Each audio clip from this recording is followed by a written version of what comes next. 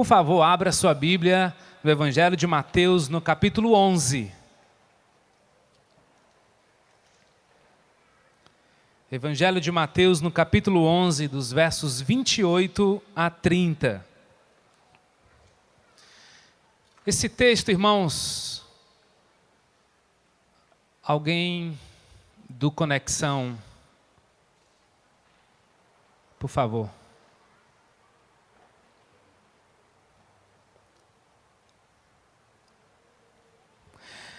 Esse texto é de uma profundidade tão grande, esse texto é de uma dimensão tão profunda para nós. Gostaria que você ficasse atento ao que Deus tem para falar. Evangelho de Mateus, no capítulo 11, no verso 28, diz assim, na versão NVI: venham a mim, todos os que estão cansados e sobrecarregados, e eu lhes darei descanso. Tomem sobre vocês o meu jugo e aprendam de mim, pois sou manso e humilde de coração. E vocês encontrarão descanso para as suas almas, pois o meu jugo é suave e o meu fardo é leve. Vamos orar mais uma vez? Pai, fala conosco, Senhor. Tira de nós os pesos que nós carregamos e que nos deixam cansados, exaustos, sobrecarregados, incapazes de fazer aquilo que o Senhor quer, coisas simples. Só o Senhor, somente o Teu convite é capaz de nos tirar de onde estamos. Que de alguma forma, Teu Santo Espírito toque no mais profundo da alma de cada um aqui e nos leve todos rendidos, entregues aos Teus pés. Cuida de cada um, Senhor, que está nesse lugar. Cuida dos que estão em casa, assistindo pela internet. E que o Teu amor seja vivenciado aqui, em nome de Jesus. Amém. Meus irmãos, quando Deus nos concede a mudança radical do novo nascimento, porque é uma mudança, quando Deus nos concede o privilégio do arrependimento, o convite dele passa a ser sempre mais atraente do que todos os convites. Parece até que os convites dos amigos, os convites das propagandas, os convites dos pacotes de viagens, os convites da gastronomia, parecem ser bem atraentes. Mas nenhum convite se compara ao de Jesus. Todos os convites podem ser maravilhosos, mas somente o convite de Jesus traz descanso para a alma. E atender o convite de Jesus, venham a mim, vinde a mim, todos os que estão cansados e sobrecarregados, e eu lhes darei descanso, alívio. Jesus conquistou o direito de nos convidar. Jesus entende, meu irmão, o que é passar pela dor. Lá em Isaías 53 diz que ele foi homem de dores. Jesus entende o que é ser traído por alguém. Ele foi traído por Judas, ele foi traído, negado por Pedro. Jesus entende o que é passar fome, porque ele passou fome na tentação do deserto, lá em Mateus 4. Jesus entende, meu irmão, o que é ser espancado, cuspido, furado, porque ele encarou a cruz. João 3,16, porque ele amou o mundo de tal maneira. Então, ele merece a nossa atenção, porque o que ganha a sua atenção, ganha você.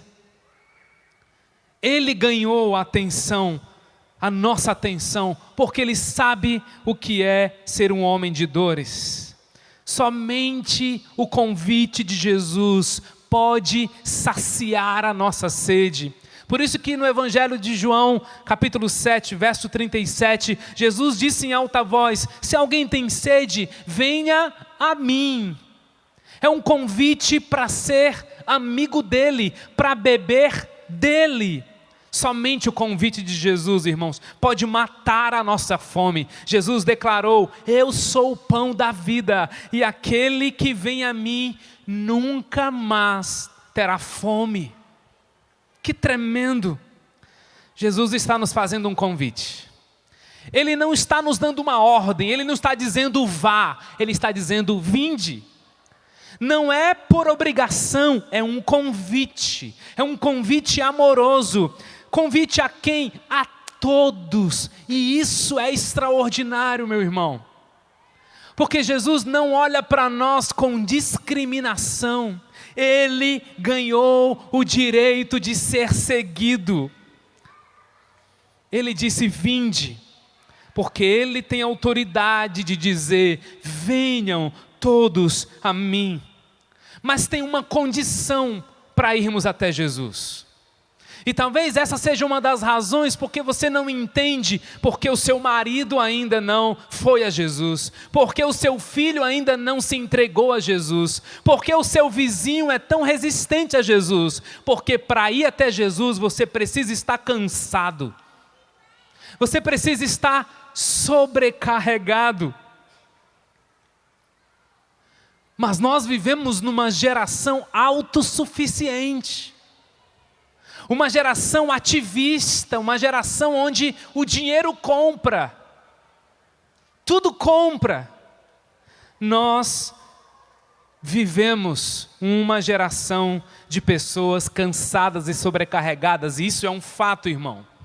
E por que as pessoas estão cansadas e sobrecarregadas?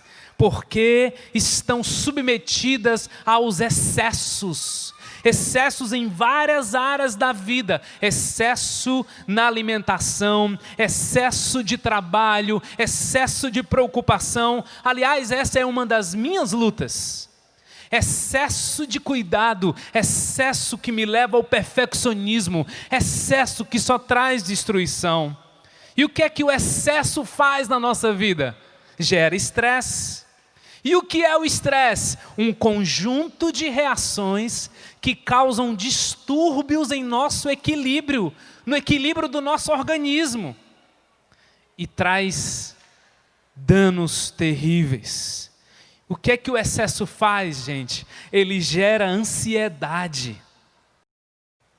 E o que é ansiedade? É uma condição emocional, neurológica, caracterizada por sintomas que são perceptíveis ou não. E ele causa fortes alterações importantes no funcionamento do nosso sistema nervoso, que pode culminar no desenvolvimento de vários transtornos. Não há ninguém aqui nesse lugar, provavelmente, que de alguma forma não esteja sendo afetado pelo estresse e pela ansiedade. Sabia, irmãos, que segundo a Previdência Social, os transtornos emocionais já chegou à terceira razão de afastamentos no trabalho aqui no Brasil? Porque a ansiedade e a depressão são os transtornos que mais afetam as pessoas. O estresse já atinge 90% da população mundial. E aqui no Brasil, 70% da população são estressados por natureza. O levantamento da Organização Mundial de Saúde mostra que atualmente 1/3 da população mundial sofre de ansiedade. E o Brasil está entre os primeiros da lista. Por sinal, ansiedade é um tema que a palavra de Deus trata com muita clareza. O que é que a Bíblia diz? Não andeis, o quê?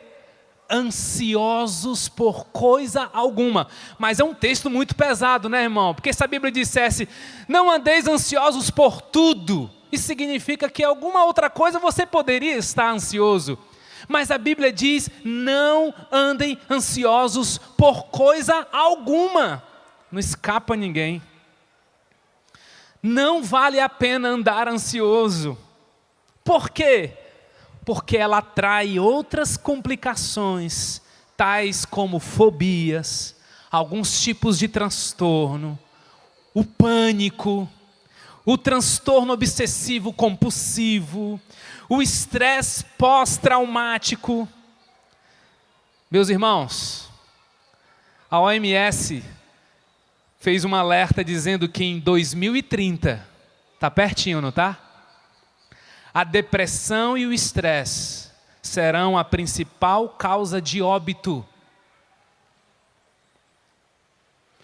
Responsáveis maiores pelas principais causas de morte, como infarto, derrame, câncer. E segundo os pesquisadores, o estresse e a ansiedade estão por trás de aproximadamente 2/3 das consultas médicas. Mas o que tem sido a justificativa mais comum para o estresse e a ansiedade? Nossa frustração. Somos pessoas medrosas, competitivas, no pessoal, no profissional. Não temos mais tempo, dificuldade enorme de administrar o tempo. Somos pessoas com baixa autoestima, com pressão o tempo todo e outros aspectos que afetam a nossa rotina. Sabe o que é que Jesus está dizendo? Esse é o fardo que você não pode, não precisa carregar. A gente sabe qual é o efeito colateral disso, não é? Quanto mais estresse, quanto mais ansiedade, mais a indústria da bebida aumenta, mais a indústria das drogas, do sexo, das baladas. Mas eu preciso dizer para você, meu irmão, ele tem falado isso ao meu coração, só Jesus pode aliviar a nossa bagagem. Somente Jesus pode trazer descanso, que não é apenas físico, é descanso da alma. E aí nós cometemos as mesmas práticas compulsivas e obsessivas. Sexo, alimentação. Pessoas obsessivas por viajar, por comer demais, por comprar demais. Esses são os convites que a mídia nos faz. Vinde, 30, 60, 90, 120. Vinde. Planeje o seu feriado de carnaval. Planeje o seu Natal de 2017. Vinde. Todos esses convites são irresistíveis. Mas nenhum se compara ao convite de Jesus. Ele diz, vinde a mim. Você está cansado? Eu vou aliviar você. E aí ele dá um caminho maravilhoso. Ele diz, tomem sobre vocês o meu jugo. O que significa, irmãos, tomar o jugo de Jesus aqui no verso 29? Para eu entender um pouco do jugo de Jesus, eu preciso entender como sendo primeiro suave e leve. Eu preciso entender a cultura rabínica. Os rabinos da época de Jesus eram essencialmente os intérpretes da lei, certo? Jesus, em alguns momentos da palavra, é chamado de rabino. Aquele que tem o direito de ter seguidores. E os rabinos faziam para si a seguinte pergunta: como colocar em prática a lei de Moisés? Ou seja, cada rabino tinha uma forma pessoal de interpretar a lei, cujo objetivo era proibir ou permitir, ligar ou desligar. Por isso que Jesus chega para Pedro e diz, Pedro, eu vou te dar as chaves. E aquilo que você ligar na terra será ligado nos céus. Jesus, como rabino, dizendo para o seu discípulo Pedro, dando a ele a chave de interpretar a lei. Então, os rabinos discutiam muito sobre as suas formas de interpretar a lei. E essa forma de interpretar a lei era o que chamamos de jugo do rabino. O jugo do rabino. Os fariseus, eles tinham uma intenção muito clara de pegar Jesus na forma como Jesus interpretava a lei, se ele estava cumprindo a lei ou não. Essa é uma discussão. Jesus, então, qual é o teu jugo? Qual é a tua interpretação, Jesus? Na lei de Moisés, por exemplo, na época de Jesus, tinham dois rabinos muito conhecidos, o Shammai e o Hillel. O Hillel, ele, quando foi perguntado em Mateus 19 sobre o que Jesus pensava sobre o divórcio. Hillel era um rabino que permitia o divórcio por qualquer coisa. Shammai diz, não é por qualquer motivo que se divorcia. Jesus, o que o Senhor tem a dizer sobre esse negócio de divórcio? Jesus responde, vocês não leram no princípio? O Criador fez homem e mulher e disse, por essa razão, o homem deixará pai e mãe e se unirá à sua mulher e os dois se tornarão uma só carne. Assim eles já não são dois, mas sim uma só carne, porque o que Deus uniu não separa o homem. Jesus estava se identificando mais com o rabino Shammai. Então, Jesus, por que Moisés deu uma certidão de divórcio? Os caras queriam pegar Jesus. Qual é o teu jugo sobre o divórcio? Jesus respondeu, Moisés permitiu que vocês se divorciassem de suas mulheres por causa da dureza de coração de vocês. Os fariseus tinham uma interpretação equivocada da lei. Deus não instituiu o divórcio, Deus permitiu o divórcio naquela situação. Casamento para Deus é preceito, divórcio é tolerância de Deus. Casamento é plano e vontade de Deus, divórcio é permissão de Deus. Onde nós andamos? Jesus está dizendo isso. Andem debaixo da graça, andem na minha presença, andem segundo a minha vontade, não na minha permissão. Jesus sai daquela discussão falando de coisas profundas, porque Jesus tinha um jugo, e o jugo dele era leve. Jesus está falando em comparação aos demais rabinos, e esses demais rabinos, eles costumavam colocar peso demais sobre seus seguidores, são rigorosos demais. É tanto que no Evangelho de Mateus, no capítulo 23, Jesus faz uma declaração muito forte aos fariseus. Jesus está dizendo, ouçam o que eles dizem, façam o que eles dizem que devem fazer, mas o jugo deles é pesado demais. O meu jugo é leve. Ele está dizendo assim, esses rabinos aí são aqueles que dizem assim, façam o que eu digo, mas não façam o que eu faço. Lá no verso 3 do capítulo 23, diz, não façam o que eles fazem, pois não fazem o que pregam. O jugo deles os tornam cheios de hipocrisia, tornando-os religiosos, dominadores, julgadores. Irmãos, a hipocrisia é um jugo que Jesus não quer para nós. A hipocrisia é algo que Deus odeia. Jesus está dizendo que o caminho da hipocrisia é um fardo pesado demais. Por quê? Porque a hipocrisia é uma escolha, ela nem sempre é uma escolha consciente. Mas por que nós somos muitas vezes hipócritas? Porque somos preocupados demais em agradar as pessoas em detrimento da verdade. A hipocrisia é um jugo que nos torna fanáticos por aprovação. E nos relacionamentos, então, nós queremos sempre parecer melhores do que somos. E a triste conclusão que chegamos é que somos incapazes de cultivar hábitos saudáveis entre nós. Por isso temos tantas resistências de fazer parte de um grupo de relacionamento, de fazer parte do Celebrando Restauração, porque lá nós vamos encarar quem nós somos de verdade.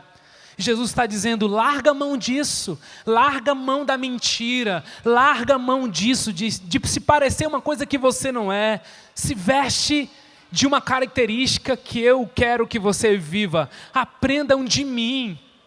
Sejam humildes, porque o caminho da arrogância é um caminho destruidor.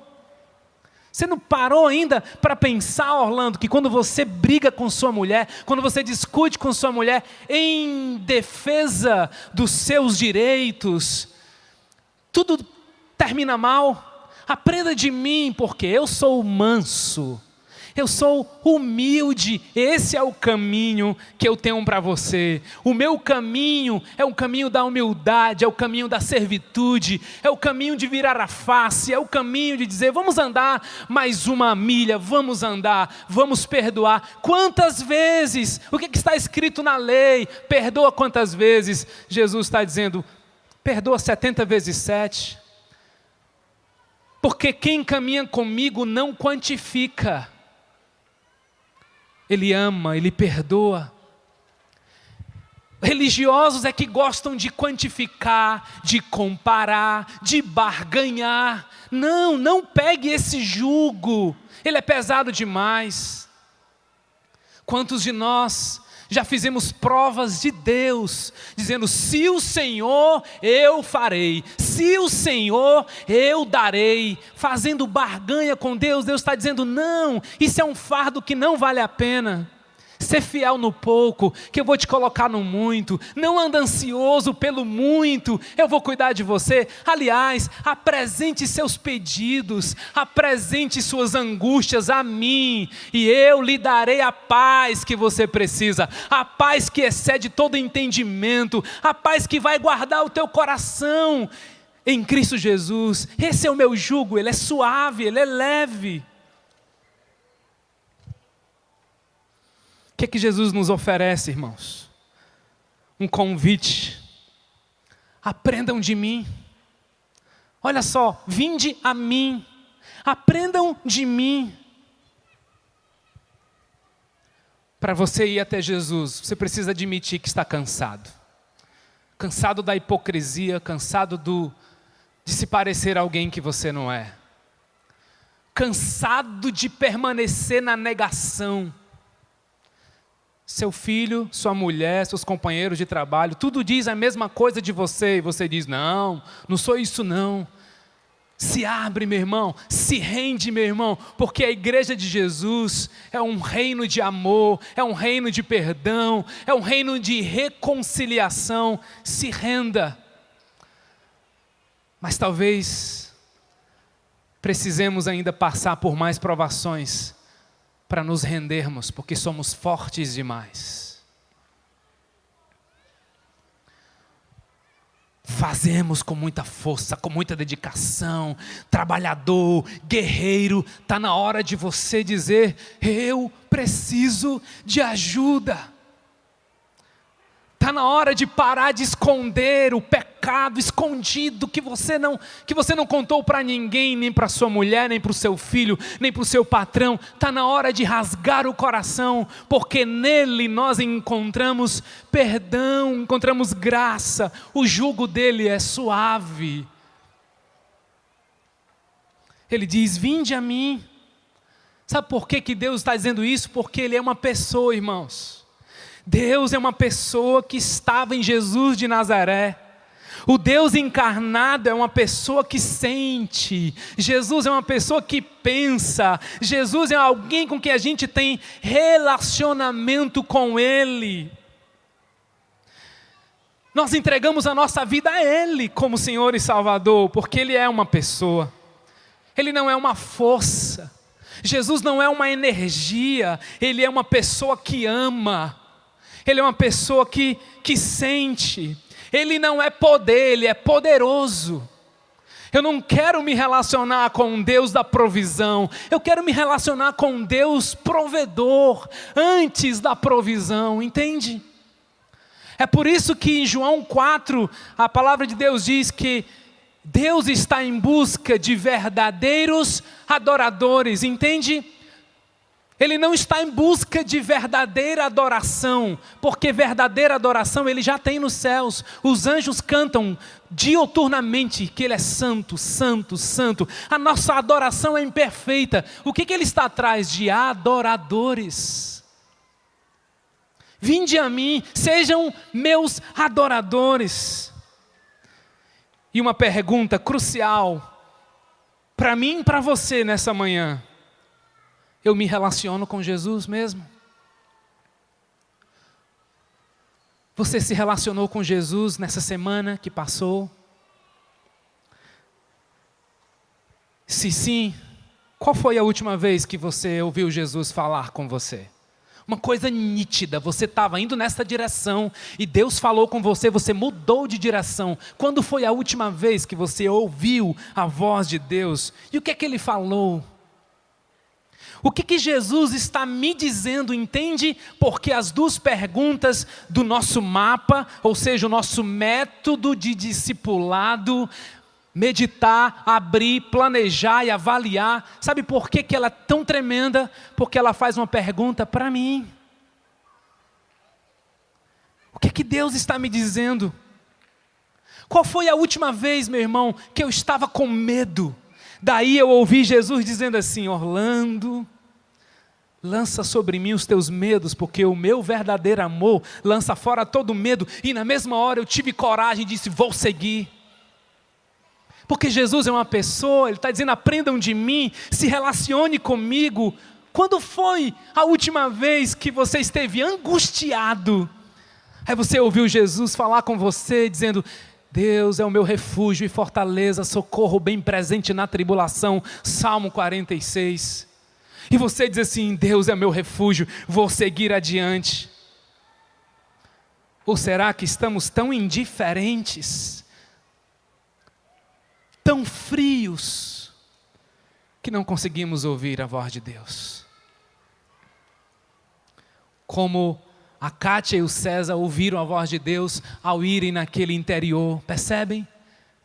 Deus incomodou, Deus falou e veio uma ação. Ah, meus irmãos, o convite de Jesus é tão tremendo. Ou nós acordamos pela manhã, a primeira coisa que a gente faz é ver o WhatsApp. Quem está o quê? Falando com a gente. Entende como nós temos sede de atenção, como nós temos sede de ouvir alguém, mas ele não sacia a nossa alma. Só a voz de Jesus preenche o nosso coração triste num coração alegre, num coração angustiado, num coração cheio de paz. Você crê nisso? Quando foi a última vez que você estava magoado com alguém, respirando ares de vingança, e daqui a pouco você começou a orar por ele, por ela?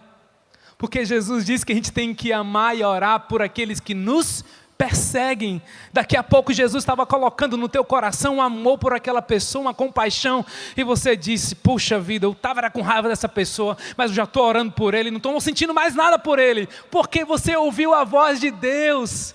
Que tremendo!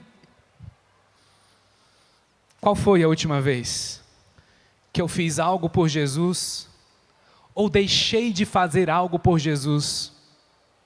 Aprendam de mim, disse Jesus. Isso significa que nós não somos seguidores em primeira instância da Bíblia. Nós não somos seguidores de um livro, de uma doutrina. Nós somos seguidores de uma pessoa que se revelou em sua palavra e fala com a gente todo dia. Deus tem vontade, irmãos.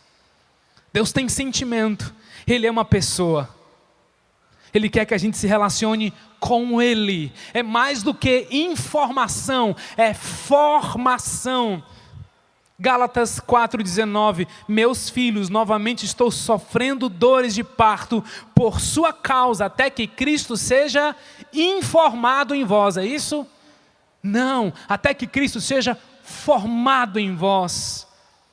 E não há formação de discípulo sem ouvir a voz do pastor, sem ter um relacionamento com o pastor.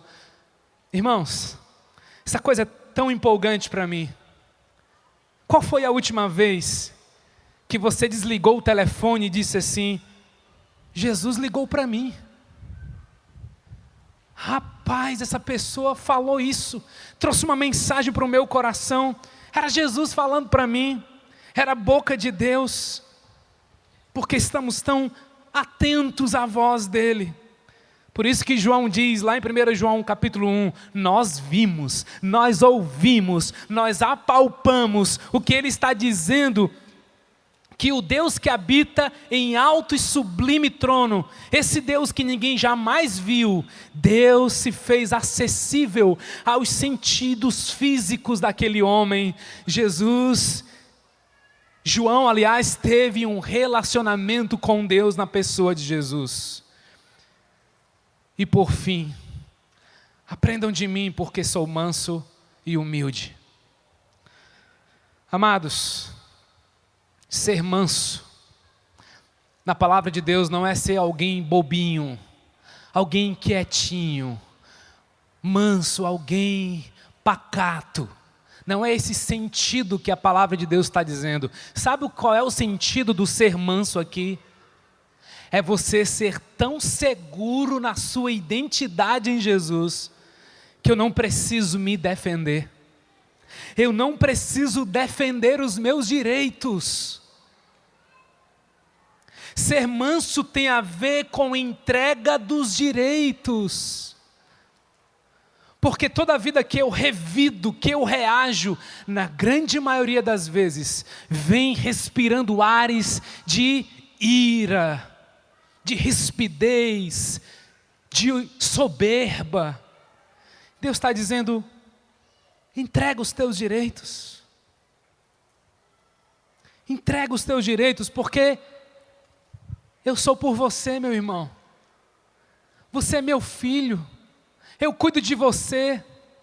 Você está fazendo de tudo para acompanhar o seu filho, para cuidar do seu filho, para saber onde é que ele está andando. Deus está dizendo, eu estou vendo, eu estou cuidando. Ser manso, irmãos, é não reagir aos insultos da vida. Ser manso é não reagir aos insultos do amigo, do chefe, no trânsito, porque você tem coragem de viver seguro em Jesus.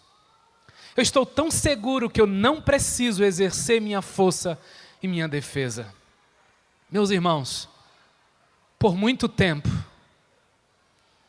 eu andei carente de aprovação, de atenção. Pelo meu contexto de criação, familiar, tantas coisas cooperava para eu olhar sempre para trás.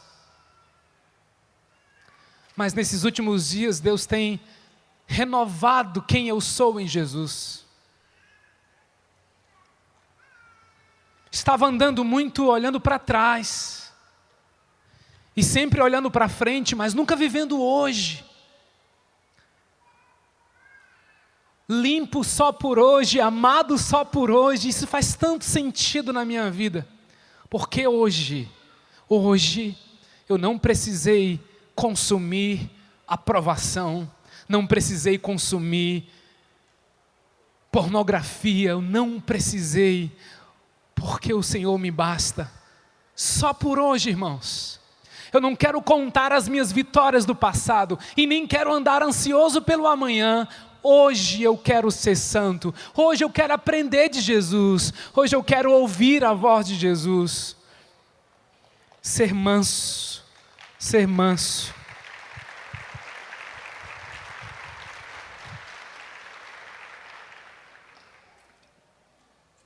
Aprendam de mim porque sou manso e humilde. Ser humilde é não ser ambicioso. Ser humilde é não procurar me engrandecer além do que convém e falar a verdade comigo mesmo. Porque na verdade mesmo eu sou pobre, nu, pecador, carente da graça de Deus. Ser humilde, meus irmãos, é ser contente com quem eu sou, da forma que Deus me fez. É ser contente com o amor que Deus dispensa sobre mim. Ser humilde é admitir que peco, que erro. Ser humilde é não controlar. Uma pessoa orgulhosa tenta garantir o seu futuro na sua força, na sua inteligência, nos seus ombros, no seu dinheiro. Não, ser humilde é viver simplicidade. Ser humilde é ser contente. Ser humilde é ouvir bem as pessoas. Ser humilde é admitir que não consigo. Esses são os convites do Mestre que tem um jugo suave. Jesus não consola, irmãos, a alma dos arrogantes. Se tem um tipo de pessoa que Jesus não se relaciona, é com pessoa orgulhosa. Sabe por quê? Salmo 5:5. Olha a profundeza desse verso. Os arrogantes não são aceitos na tua presença. Odeias todos os que praticam o mal. Você já parou para pensar nisso? Que o fardo, jugo do orgulho faz com que Deus vire as costas para nós? Que na verdade, eu é que estou virando as costas para Ele? Irmãos, humilhar-se é admitir. E sabe, tem uma coisa tão simples que uma pessoa orgulhosa não sabe fazer: pedir. Orgulhoso não gosta de pedir.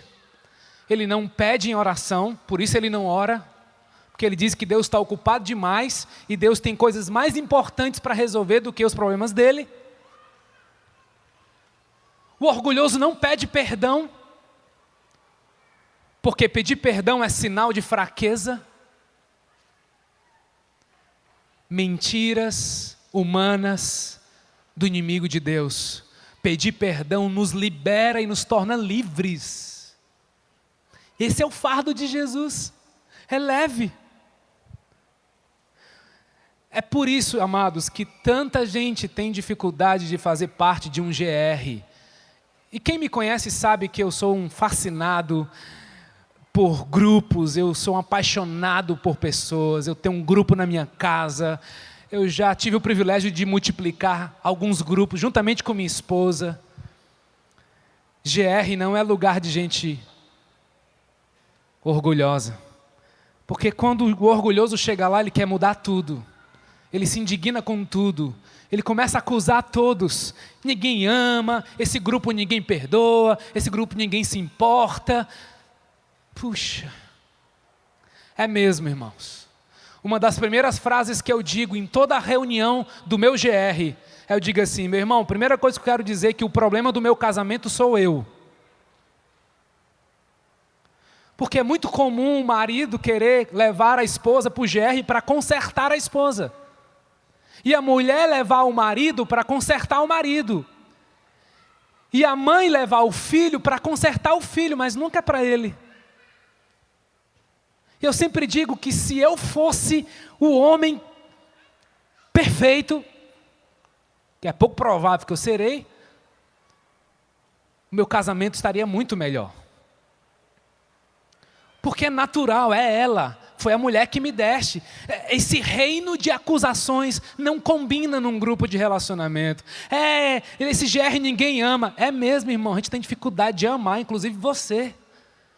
Todos nós temos dificuldade de amar, de perdoar, de ligar um para o outro, de cuidar um do outro. É isso mesmo, um grupo de relacionamento não é um grupo de pessoas perfeitas, é um grupo de pessoas em processo de restauração. Que sozinho eu vou afundar, mas andando lado a lado, a Bíblia diz que nós vamos orar uns pelos outros, aí eu vou ficar mais forte, nós vamos perdoar uns aos outros, nós vamos servir uns aos outros, e aí nós vamos continuar na caminhada, entende? O orgulho nos impede de viver o programa, o método do mapa, do Celebrando Restauração, porque parece que restauração não é para pessoas orgulhosas. Ser humilde é tomar sobre si o fardo leve de Jesus. Sabe o que vai acontecer, irmãos? E vocês encontrarão descansos para a vossa alma. Eu não sei qual dos convites você tem aceitado que tem deixado a sua alma aflita, meu irmão. Eu só sei que se você aceitar o encontro de Jesus, o convite de Jesus, você vai encontrar descanso para a sua alma. Eu não sei que jugo você carrega, que obrigatoriedade em relação a Deus você carrega, que peso de frustração e culpa você carrega por conta da religiosidade, da hipocrisia. Eu só sei que se você tomar o jugo de Jesus, você vai encontrar descanso para a sua alma. Eu não sei como anda o seu relacionamento com Deus, no sentido da relação discípulo e mestre. Eu só sei que se você buscar um relacionamento pessoal com Jesus, não com as regras de Jesus, mas com a pessoa de Jesus, você vai encontrar descanso para a sua alma. Eu não sei como está a sua luta com o orgulho. A Bíblia garante que se nós aprendermos dele, que é humilde, nós vamos encontrar descanso para a nossa alma. Eu não sei como é que está a sua luta pelas brigas dos seus direitos. Mãe, mulher, empresário, líderes, filhos. Eu não sei como é que está a sua luta interna com os direitos, que você disse que amanhã vai buscar os seus direitos. Eu só quero lhe dizer que tem alguém que julga por você, que cuida de você, que é pastor, e ele vai dar descanso para a sua alma. Meu irmão, eu tenho certeza que se eu abrisse o microfone aqui para dizer quantos já tiveram causas resolvidas por Deus, sem que você colocasse a mão, várias pessoas levantariam suas mãos. Sabe o que isso significa? Que Deus é pastor e Ele cuida de nós. Eu não sei como é que estão as suas lutas. Você aceita o convite de vir até Jesus? Esse convite é para todos nós. E nessa manhã eu gostaria de fazer algo diferente. Se você está cansado, se você está sobrecarregado, se algum desses exemplos e dessa palavra mexeu com o seu coração, eu vou te convidar a vir aqui à frente, a sair do seu lugar. Você está cansado, não é? Você está cansada. Nós vamos orar juntos, porque você não pode sair daqui com o mesmo fardo com que você entrou. Se você desejar, vamos ficar todos de pé nesse instante?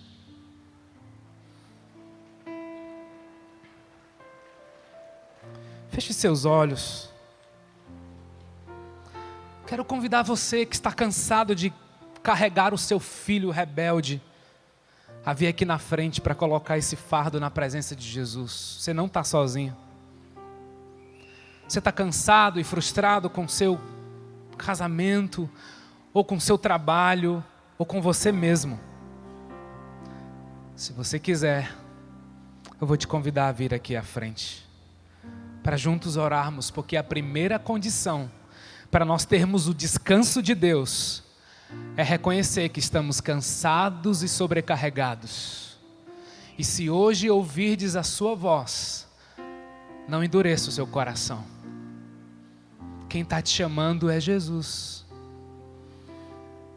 Você está cansado? O convite de Jesus é para quem está tentando fazer a vida funcionar, tentando mudar o coração do outro, tentando medir seu valor pelo que você faz, tentando tirar vantagens com histórias mal contadas. Isso cansa, meu irmão. Mentir cansa. Fingir cansa. Está cansado? Vem para cá e começa a orar. Começa a dizer: Jesus, seja meu alívio, Jesus. Entrega, meu irmão, o teu fardo nessa manhã diante de Deus. Se entrega. Nós estamos fazendo isso como família, e algo especial acontece quando fazemos isso em família. Nós somos um corpo. Sua carga não é só sua, é nossa. Sabe o que a Bíblia diz? Humilhem-se diante do Senhor e Ele os exaltará. Mas entrega e aprenda dele, que é manso e humilde. Isso, venha. Sabe o que a Bíblia diz em Jeremias 29:13? Buscar-me-eis e me achareis, quando me buscardes de todo o vosso coração. Para de buscar comida pronta, para de comer fast food, vai para a palavra de Deus, que Deus vai falar o teu coração. Para de se abastecer com mensagens de outros. A voz do bom pastor quer falar com você. Sabe o que a Bíblia diz no Salmo 42:2? A minha alma tem sede de ti, do Deus vivo. Quando poderei entrar para apresentar-me a Deus? Enquanto nós cantamos essa música, se você quiser, se ajoelhe, se derrame diante dele. Os irmãos que estão sentados, estenda suas mãos para esses amados. Eles estão admitindo que estão cansados, que estão sobrecarregados.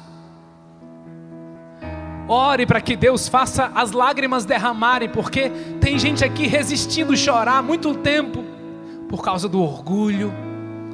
Mas hoje pela manhã é dia de choro, é dia de entrega, é dia de admitir que está cansado. Vem, Espírito, aqui. Ore, se entregue, chore na presença dEle. Estenda suas mãos, vocês que estão aí sentados ou em pé, sobre esses amados irmãos.